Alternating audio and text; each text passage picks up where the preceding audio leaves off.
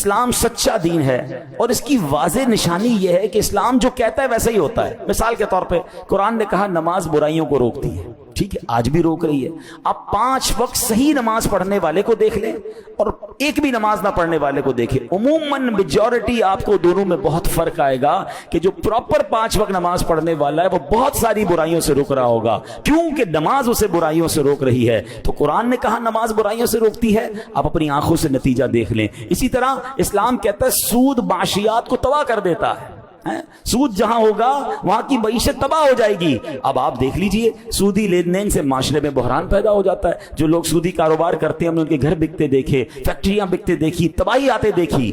قرآن نے کہا، اسلام نے کہا، نتیجہ ہمارے سامنے ہے۔ جو قرآن کہتا ہے، جو اسلام بتاتا ہے، نتیجہ اپنی آنکھوں سے دیکھ لیں۔ اسی طرح اسلام کہتا ہے تم اللہ پاک کے فرما بردار ہو جاؤ، تمہیں دنیا اور آخرت میں بلندیاں عطا کر دی جائیں گی۔ اب اس کی مثال دیکھ لیں، جو قرون اولا ہے، صحابہ کا دور ہے، تابعین کا دور ہے، ارے سبحان اللہ 10 سال نہیں گزرے تھے مگر وقت کی سپر پاور اس وقت روم اور ایران جو تھے وہ مسلمانوں کے قدموں کے نیچے تھے، اور وہاں اسلامی سلطنت قائم ہو گئی۔ کیوں؟ اسلام پر عمل کیا، قرآن پر عمل کیا، اللہ نے عروج عطا فرمایا۔ حضرت عمر بن عبدالعزیز کا صرف 2.5 سال کی حکومت کا دور تھا۔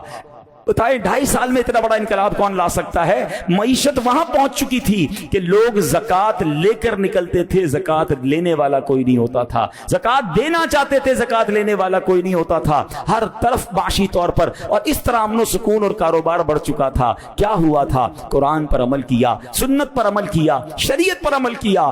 آج بھی اگر مسلمان 100% قرآن و شریعت پر عمل کرنا شروع کر دیں، ترقی سے کوئی نہیں روک سکتا۔ پرابلم یہ ہے کہ اسلام نے جو باتیں کی، قرآن نے جو باتیں ہم تک پہنچائیں، ہم عمل کرنے والے بن جائیں، نتیجہ خود سامنے آنے لگ جائے گا۔ اے میرے پیارے اسلامی بھائیوں، اب آخری بات سن لیجئے، اسلام کی حقانیت پر بات ہو رہی ہے۔ آج سائنس کا دور ہے۔ الٹرا ساؤنڈ کی مشین اس وقت جب ایجاد نہیں ہوئی تھی، سائنسدان ابھی تحقیق کر رہے تھے کہ ماں کے پیٹ میں بچہ بنتا کیسے ہے، اور جناب بیٹا ہے یا بیٹی ہے کسی طرح ہم اس کو پہچان لیں۔ امریکہ کا ایک ڈاکٹر تھا مارشل جانسن، وہ بھی اس تحقیق کی ٹیم میں شامل تھا۔ ایک مرتبہ اس کی ایک مسلمان سے ملاقات ہوئی، ملاقات کے دوران مسلمان نے قرآن مجید کی ایک آیت سنائی، وَقَدْ خَلَقَكُمْ أَطْوَارًا، ترجمہ حالانکہ اس نے تمہیں کئی حالتوں سے گزار کر بنایا۔ ڈاکٹر جانسن کرسی پر بیٹھا تھا، جب اس نے آیت سنی کھڑا ہو گیا، کہتے ناممکن ہے، قرآن میں ایسی آیت نہیں ہو سکتی۔ مسلمان نے اسے وہ آیت دکھائی اور مزید آیتیں دکھائیں جس میں اللہ نے انسان کی تخلیق کے مرحلے بیان کیے